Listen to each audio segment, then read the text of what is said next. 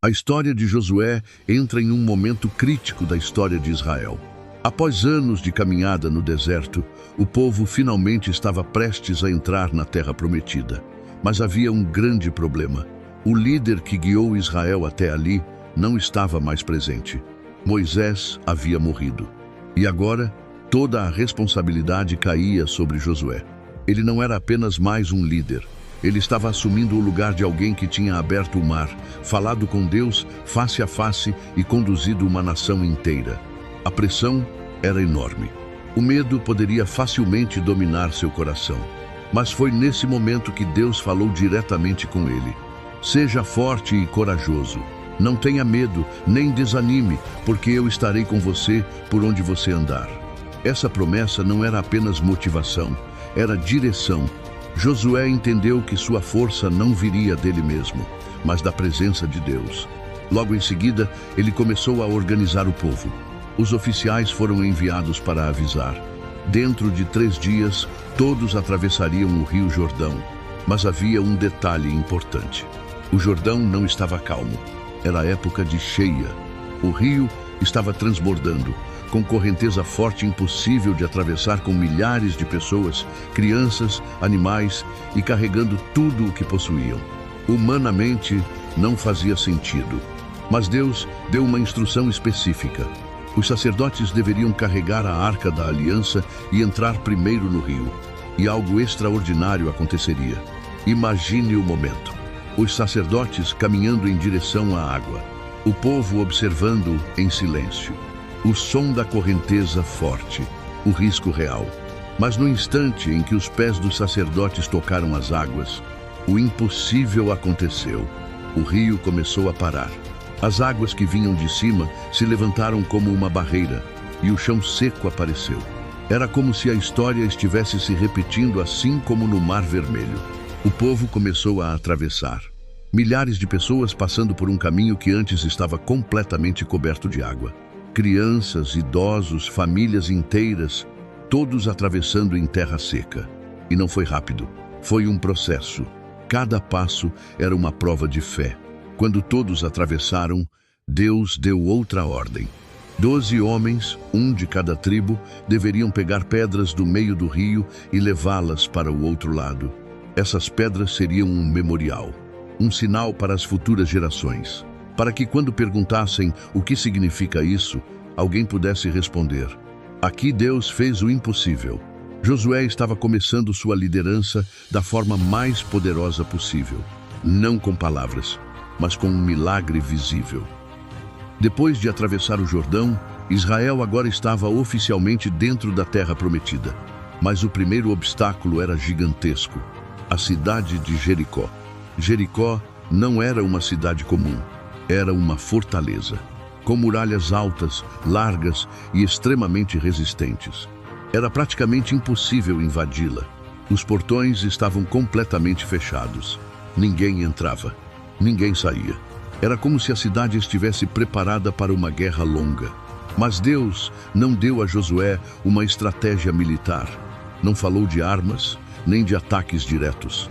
A estratégia era diferente.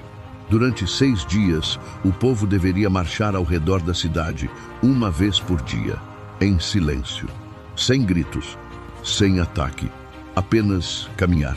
Na frente, os sacerdotes com trombetas, e no centro, a Arca da Aliança. Agora imagine a cena: um exército inteiro andando em silêncio ao redor de uma cidade fechada. Os soldados de Jericó olhando das muralhas, provavelmente zombando, sem entender o que estava acontecendo. Parecia loucura, mas Josué não questionou, ele obedeceu. Durante 6 dias, a mesma coisa: marchar e voltar, marchar e voltar. Nenhuma mudança visível, nenhum sinal de vitória. Isso exige algo que pouca gente tem: constância na fé, mesmo sem resultados imediatos. Então chegou o 7º dia. Dessa vez, não seria uma volta, seriam 7. O povo marchou uma vez, 2, 3, até completar 7 voltas ao redor da cidade. E então veio a ordem final. Os sacerdotes tocaram as trombetas, e Josué gritou: Agora, gritem, porque o Senhor entregou a cidade. O povo gritou com toda a força. E naquele momento, as muralhas começaram a tremer e caíram. Não por força humana, não por ataque militar, mas por intervenção divina. A cidade foi completamente exposta e Israel avançou. A vitória veio de uma forma que ninguém poderia explicar. Jericó caiu. E com isso, Deus mostrou algo poderoso. Nem toda batalha é vencida com força. Algumas são vencidas com obediência. Depois da queda de Jericó, outras batalhas vieram. Mas uma delas seria diferente de todas. 5 reis inimigos se uniram contra Israel. Era uma coalizão poderosa, um ataque coordenado, uma guerra real. Josué e o exército de Israel marcharam durante a noite inteira para surpreender os inimigos. E conseguiram. A batalha começou. E Deus estava com Israel. O texto diz que o próprio Deus lançou pedras do céu contra os inimigos. Era uma guerra natural, com intervenção sobrenatural. Mas havia um problema: o tempo.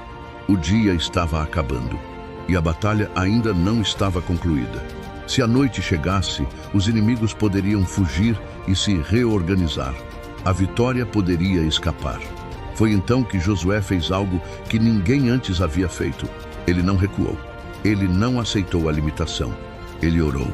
Mas não foi uma oração comum. Diante de todo o povo, Josué declarou: Sol, pare sobre Gibeão, e você, lua, sobre o vale de Aijalon. Isso não era simbólico, era literal.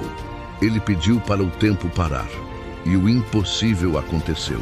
O sol não se moveu, o dia não terminou, a luz permaneceu, como se o próprio universo tivesse pausado. E com mais tempo, Israel completou a vitória.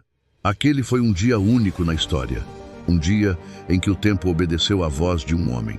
Mas não qualquer homem, um homem que confiava completamente em Deus. Josué começou como alguém pressionado pelo medo, mas terminou como um líder que viu muralhas caírem, rios se abrirem e o tempo parar. E sua história deixa uma mensagem clara.